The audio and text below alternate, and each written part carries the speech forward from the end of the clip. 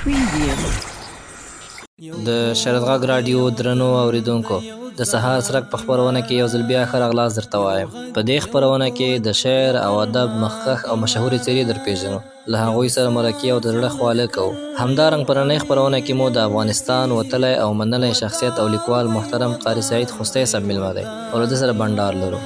ښاغلی خوستی صاحب، که تر هر څه وړاندې درنو لیدونکو او قدرمنو اوریدونکو ته ځان معرفي کړئ او د خپل علمي سفر په اړه مو هم رڼا واچوئ.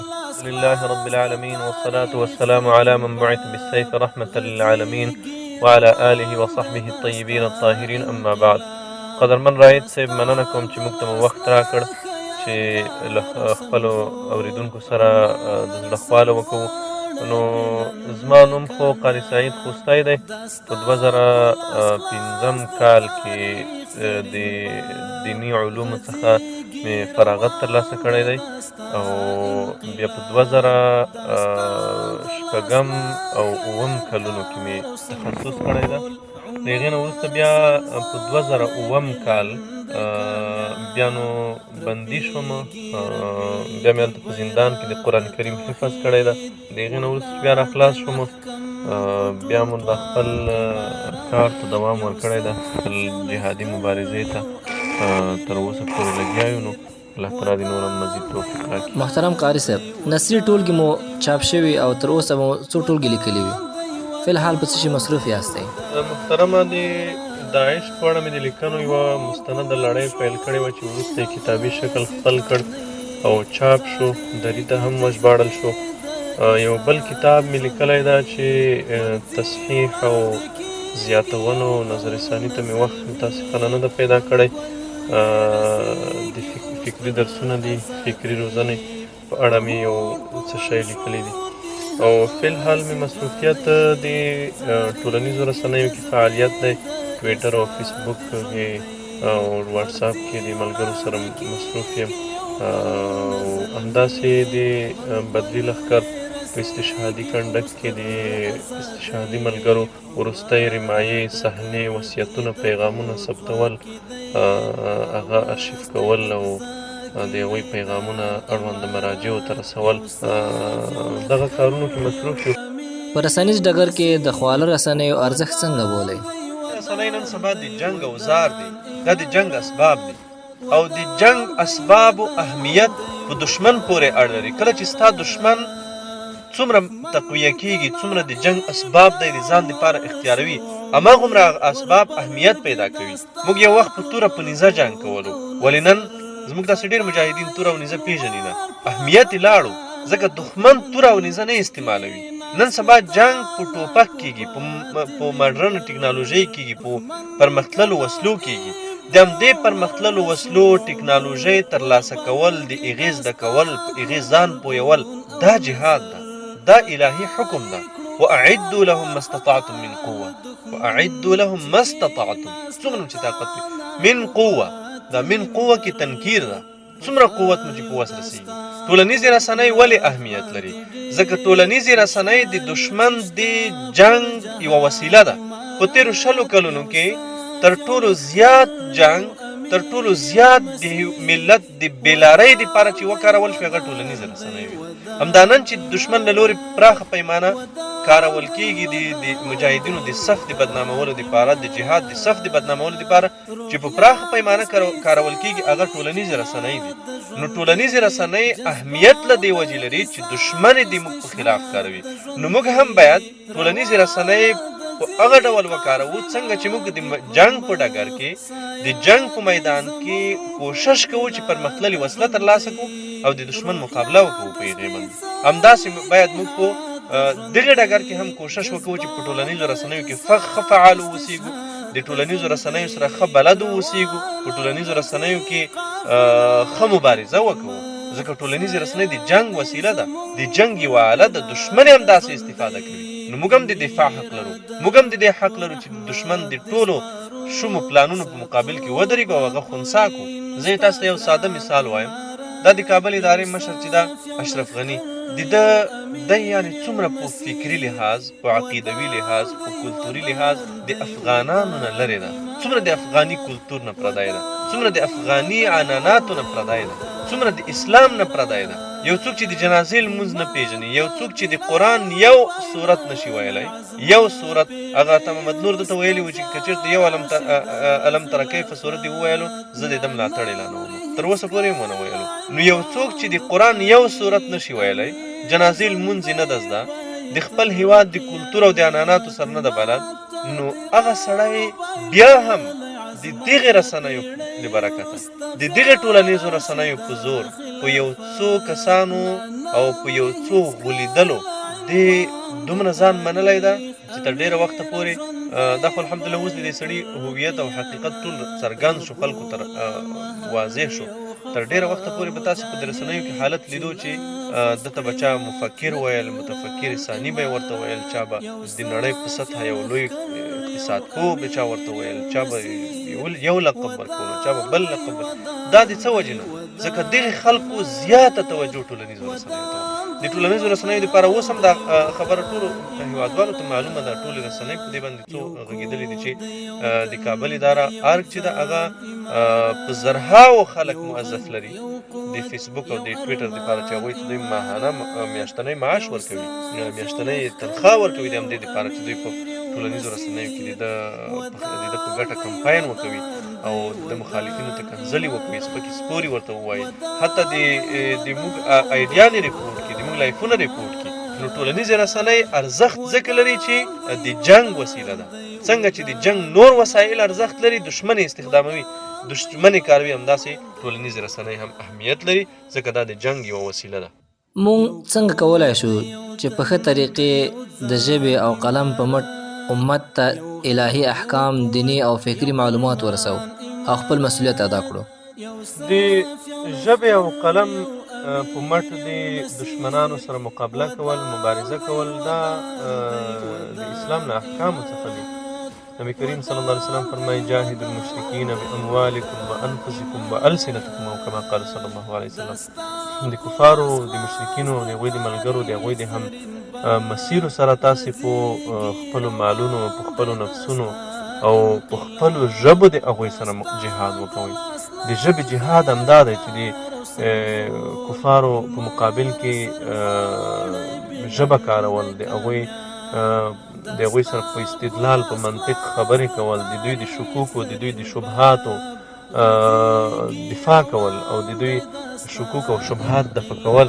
په تیرو 60 کلونو کې د دشمن یو طرف ته تمرکز په جنگ باندې و، ولې زیات تمرکز د دشمن د موږ د ملت په بېلارې کولو باندې هم و. دوی د موږ د ملت د بېلارې کولو دپاره سلګونه راډیوګانې، لسګونه تلویزیوني چینلونه، چاپي او غیر چاپي رسنۍ، دغه شیان دوی په کار اچولي وو د دې په خاطر چې د موږ د ملت د جهاد او د مبارزې روحیه ووژني.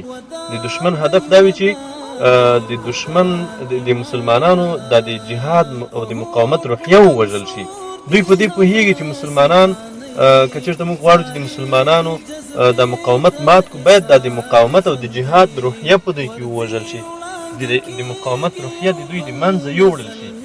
په سوشل میډیا او پرنټ میډیا کې فعالان او مبارزین څنګه وینئ؟ د دوی قلمي مبارزه او دعوت څنګه ارزوئ؟ ټولنیزو رسنیو کې الحمدلله د موږ مبارزین ښه فعال دي. دا د الله تعالی فضل دی او د موږ د مبارزینو اخلاص دی چې په کمو وسایلو د دشمن له لورې د سخت فشار سره بیا هم الحمدلله د موږ مبارزه روانه ده، ښه په قوت سره الحمدلله روانه ده. موږ په تیر وخت کې په فیسبوک او په ټویټر، حتی د واتساپ په ګروپونو کې د دشمن له لورې داسې هم شوي دي چې د موږ د واتساپ ګروپونه هم ریپورټ شوي دي. دوی واتساپ ادارې ته ریپورټ کړي دي، هغه هم د منځه وړي دي. هغه د موږ هغه ملګري چې هغه په واتساپونو کې نشرات کوي، په واتساپونو ګروپونو کې خبرونه او نور مهم معلومات شریکوي دي، د هغوی نمبرونه هم وخت په وخت بلاک کېږي، داسې حده پورې چې هغه ملګري نور دې باندې ستړي شوي دي چې هغوی په واتساپ جوړي. تر دې حده پورې د دشمن له لورې فشار دی. فیسبوک ایډیانې دوی نه پرېږدي، ټویټر ریپورټوي. خو د دې ټولو سره الحمدلله او په افتخار سره وایم چې د موږ مبارزینو دا ډګر نه ده پرېښی او فعال یې ساتلی ده او د دشمن د هر پروپاګند، تبلیغاتو، دروغو مخه یې نیولې ده او په وخت الحمدلله افشا کړي دي. دا د دې اساسي علت دا ده چې زموږ مبارزه الحمدلله د الله د رضا دپاره ده، د یو فکر د یو مرال په اساس باندې ده. زموږ مبارزه د معاش او د پیسو په بدل کې نه ده. څنګه چې د کابل ادارې پروپاګنچیان د یو څو ډالرو یو څو افغانیو په بدل کې پروپاګند کوي، د خلکو ناموسونه کنځي، سپکې سپورې خلکو ته وایي د یو څه ثمن قلیل په بدل کې. خو الحمدلله زموږ مبارزین هغه د الله د رضا دپاره او د جهاد په فکر، د مبارزې په فکر دا ډګر تود ساتلی ده او الحمدلله همداسې به تود وي. پر سوشل میډیا کې ځینې لیکوال یا قلموال شته دم ګړی د قلم څوکې د بل مسلمان ورور په عزت، حیثیت او شخصیت ړنګونه او ځان ښودنه نڅیږي. تاسو د سوشل میډیا د مبارزینو مشري یا مسؤلیت هم پر غاړه لرئ. بناً تاسو یې پر وړاندې کوم اقدام کړی، کوئ یې او څه باید وشي ترڅو دغه قلموال مخکې له مبارزې د قلم ارزښت او درنښت ته متوجه شي؟ الحمدلله د الله فضل ده، تر اوسه پورې زموږ مبارزه ښه روانه ده او تر اوسه پورې موږ داسې کوم مشکل سره نه یو مخ شوي چې یا د ملګرو په منځ کې داسې په لویه کچه کوم اختلاف رامنځته شوی وي یا کوم داسې څه رامنځته شوي. طبعا د ورونو په منځ کې هم یو غلط فهمي او کله کله ځینې شیان رامنځته کېږي چې الحمدلله موږ په وخت رسیدګي کړې ده ورته او هغه مو حل کړي دي. ځینې ملګري داسې شته، ځینې د موږ ورونه داسې دي چې هغه شاید د مبارزې سره نابلده وي، ځینې ملګري داسې دي چې هغه جذباتیان وي. کوشش کېږي چې هغوی وپوهول شي، هغوی ته د مبارزې طرز او چل وښودل شي. د الله د رسول صلی الله علیه وسلم د مبارزې نه په الهام اخیستنه موږ کوشش کوو چې هغه ملګرو ته د مبارزې طرز وروښیو. دا مثلا د خپل مقابل لوري سره نرم چلند کول، د مقابل لوري سره په استدلال او په منطق غږېدل، ځکه دا رسنۍ چې دا د منطق ډګر ده، د دلیل میدان ده، د دلیل ډګر ده. موږ کوشش دا کوو چې دلته په منطق د خلکو سره وغږېږو، په استدلال د خلکو سره خبرې وکړو او خلکو ته په استدلال او په منطق قناعت ورکړو. د موږ هڅه همدا وي. ځینې وخت داسې کېږي چې ځینې ورونه د موږ ځینې مبارزین ورونه چې شاید یا د دوی د عدم تجربې د وجې نه چې دوی تجربه نه لري یا دا چې دوی د ډګر ته نوي راغلي وي، ځینې اشتباهات پرې کېږي چې موږ کوشش کوو چې د هغوی اصلاح وشي او هغوی ته د الله د رسول صلی الله علیه وسلم د مبارزې طرز وروښیو چې د الله رسول صلی الله علیه وسلم د کفارو په منځ کې، د منافقینو په منځ کې، د الله تعالی د سرسخته دشمنانو په منځ کې دغه ډول مبارزه کړې وه، دغه ډول مسیر یې غوره کړی و. که په لنډو ټکو کې راته ووایې یو فرهنګي مبارز یا یو قلموال داعي باید کومې ځانګړنې ولري ترڅو یې مبارزه رنګ راوړي؟ فرهنګي مبارز او هغه څوک چې هغه په د ټولنیزو رسنیو له لارې د دعوت کار کوي، مبارزه کوي، هغه کې یو څو صفات، یو څو ځانګړنې ډېرې ضرور دي. اول صفت دا ضرور ده چې هغه د هر څه نه مخکې باید لویه حوصله ولري.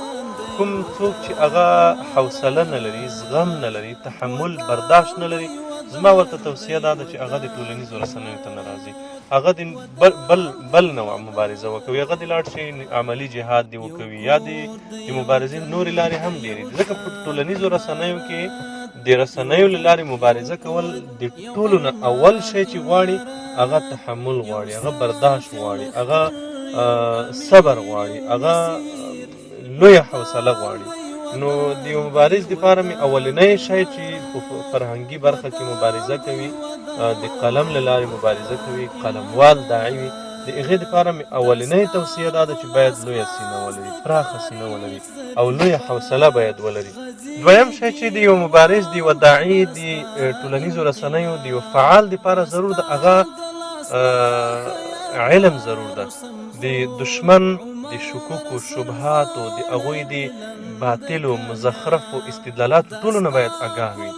یو مبارز باید کامله آګاهي ولري. دشمن د ټولو شکوکو، شبهاتو، د دشمن د ټولو هغه طریقو نه چې دوی د خپل استدلال دپاره کاروي، هغې نه باید یو مبارز ملګری آګاه وي، د هغې نه خبر وي او کامل علم ولري په هغې. موږ تاسې وینو چې په ډېره کمه موده کې د هغه وخت نه چې موږ لایفونه شروع کړي دي، الحمدلله موږ وینو چې د دشمن د 10 کلونو، د 19 کلونو تبلیغات، پروپاګند، د هغوی استدلال، د هغوی منطق، الحمدلله موږ بیخي د منځه یوړو او الحمدلله ولس ته څرګنده شوه چې د دوی دا 13 کلونه 19 کلونه چې کوم تبلیغات کړي وو هغه دروغ و، پروپاګند کړي وو، دروغ یې ویلي وو، او کوم استدلال منطق چې د دوی و هغه څومره ضعیف و، څومره کمزوری و. نو دویم شی چې ډېر ضرور ده هغه د دشمن طرز او نوع د استدلال پیژندل دی چې دشمن په کومه نوع په کوم طرز دلیل وایي د خپلې باطلې عقیدې دپاره یا د اسلام او د جهاد د فکر د ردولو دپاره کوم دلایل دوی کاروي. هغه دلایل باید موږ تاسې زده کړو، د مبارزین باید په هغې ځان وپوهوي او د شریعت مطهر هم د هغې دلایل زده کړي، د هغې په دلایلو ځان پوهه کړي. دریم شی چې د یو مبارز دپاره ډېر ضرور ده او ډېر اهمیت هغه نرمي ده،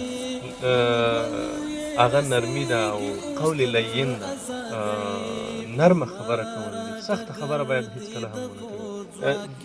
قرآن کې الله تعالی فرمایي ګورئ فرعون په باره کې موسی علیه السلام او هارون علیه السلام ته الله تعالی فرمایي فقولا له قولا لینا، تاسې دواړه دته نرمه خبره وکړئ. بیا وروسته الله تعالی فرمایي لعله یتذکر او یخشی. ګورئ دلته مفسرین علماء کرام فرمایي چې الله تعالی موسی او هارون علیهم السلام ته چې فرعون ته نرمه خبره وکوئ، لعله یتذکر او یخشی. د الله په علم کې دا و چې فرعون تذکر او خشیت نه کوي او نصیحت نه قبلوي او د الله نه ویره په ده کې نه راځي، خو بیا هم الله تعالی چې لعله یتذکر او یخشی، ځکه د قول لین ثمره تذکر او خشیت ده. کله چې ته د یو چا سره قول لین کوي، نرمه خبره کوي، طبعا په هغې کې خشیت او تذکر پیدا کېږي. نو د یو ملګري دپاره، د یو مبارز دپاره، د یو داعي دپاره نرمه لهجه کارول پکار دي. سخته لهجه قطعا مکار دي. په سخته لهجه هېڅکله هم نشي کولی چې خپل مقابل لوری راواړوي او مقابل لوری په خپل استدلال قانع کړي، هېڅکله ته نشي کولی. ته یوازې د قول لین نه کولی شي. پیغمبر علیه السلام ته الله تعالی فرمایي ادعو الى سبیل ربک بالحکمة والموعظة الحسنة وجادلهم بالتي هي احسن. ته خلک په موعظه حسنه باندې راوبوله، په نیکه موعظه باندې، وجادلهم بالتي هي احسن، په هغه طریقې مجادله ورسره کوه چې هغه احسنه وي، احسنه طریقه باندې. نو باید د دشمن په مقابل کې، د موږ د سرسخته دشمنانو په مقابل کې هم باید موږ تاسې سخته لهجه ونه کاروو، باید موږ تاسې نرمه لهجه وکاروو. د دوی د کنځلو په مقابل کې باید نرمه لهجه وکارول شي، د دوی د سپکو سپورو په مقابل کې باید نرمه لهجه وکارول شي. د موسی علیه السلام او هارون علیه السلام دغه قصه په قرآن کې الله تعالی بار بار ولې ذکر کړې ده؟ د هغې نه یو درس دا اخیستل کېږي چې هر وخت هغې ته فرعون سختې خبرې کولې، موسی او هارون علیه السلام به دته نرمې خبرې کولې. همداسې په قرآن کې الله تعالی د ابراهیم علیه السلام او د هغه د پلار آزر قصه الله تعالی بیان کړې ده، څو ځایه بیان کړې ده. او ابراهیم علیه السلام خپل پلار ته خطاب کې یا ابت لا تعبد، یا ابت انی اخاف ان یمسک عذاب من الرحمن، یا ابت لا تعبد الشیطان، یا ابت ای پلار جان. دومره په نرمه لهجه سره دی نه چې هغه کافر و، هغه د الله دشمن و. نو باید د الله د دشمنانو سره نرمه لهجه وکړو په ځانګړي ډول د هغه خلکو سره چې هغه د الله دشمنان نه دي، غولول شوي دي، هغه غولول شوي دي او د کفارو په صف کې درول شوي دي. د هغوی سره باید ډېره نرمه لهجه وکارول شي، ډېره نرمه خبره هغوی سره وشي، او نرمه خبره ډېر زر په زړه کې ځای پیدا کوي. زما خپله تجربه د دې څو کلونو دا ده چې هغه خلک چې هغه د موږ سره سخته مخالفین وو، خو په نرمه لهجه په خوږه خبره الحمدلله هغه خلک د موږ د مبارزې په حقانیت اعتراف کړی ده، د موږ د دې لارې په حقانیت اعتراف کړی ده. د دې اصلي لامل چې ده هغه قول لین ده، نرمه خبره کول. ځینې لیکوال ملګري شته چې شوق د شعر هم لري او د نثر هم، یعنی شعري ذوق هم لري د نثر ترڅنګ. هغه ملګري چې هم د شعر وړتیا لري هم د نثر، ستاسو په اند ډېر باید تمرکز په کوم شي وکړي، نثر که په شعر؟ شعر او نثر دواړو ته اړتیا ده، هم شعر ته اړتیا ده هم نثر ته اړتیا ده، ځکه ذوقونه مختلف دي. ځینو ذوقونو ته شعر خوند ورکوي، ځینو ذوقونو ته بیا نثر خوند ورکوي. دواړه خپل ځانګړی رول لري په مبارزه کې. څنګه یو څوک کولی شي یو مقام ته ورسیږي؟ که په لنډو ټکو کې راته ووایې. د مبارزې په ډګر کې یو مقام ته ځان رسول دا د دې دپاره تر ټولو اولنی شی چې ضرور ده او اساس د دې ټولې مبارزې دپاره هغه اخلاص او للهیت ده. کله چې په مبارزه کې اخلاص او للهیت موجود وي دغه مبارزه سړی یو مقام ته رسوي او واقعا د سړي په غږ کې اثر وي. کله چې د یو چا په یو چا کې مبارزه کې اخلاص او للهیت موجود وي، د هغې په غږ کې هم اثر وي. دا په غږ کې اثر الله اچولی وي، ځکه هغه غږ د اخلاص نه راوځي، هغه غږ د الله د رضا دپاره راوځي. کله چې کوم غږ د الله د رضا دپاره نه راوځي، په هغې غږ کې اثر هم نه وي. دا د تجربې ثابته کړې ده. نو لومړی شی چې ده چې ډېر لازم ده هغه اخلاص او للهیت دی. موږ تاسو د مبارزې هدف باید د الله رضا وي، هدف مو باید د صف تقویه کول وي، هدف مو باید د شهداو د ارمانونو پوره کول وي، او هدف مو باید د کفارو مغلوبول وي، د کفارو مقهور. څه پیغام لرئ؟ دشمنانو ته پیغام دا ده چې اوس د دې وخت را رسېدلی دی چې په خپل ګریوان کې سر ټیټ کړئ او د خپل تېر محاسبه د خپل ځان سره وکوئ چې تاسې په تېر وخت کې د خپل ملت سره څه وکول او څومره ظلم مو وکول. د پردي کافر دپاره مو خپل ملت ووژل، خپل ملت مو دربدره کړو، هغه که په قلم ده، هغه که په ژبه ده، هغه که په ټوپک ده. نو تاسې نور عبرت واخلئ، درس واخلئ او د تېر نه عبرت واخلئ. او خپلو دوستانو ملګرو ته پیغام دا ده چې خپل مبارزه کې اخلاص، ثبات او استقامت اختیار کړئ او للهیت اختیار کړئ، او هغه ورځ ډېره نږدې ده چې الله تعالی مو خپلو اهدافو ته ورسوي ان شاء الله. السلام علیکم ورحمة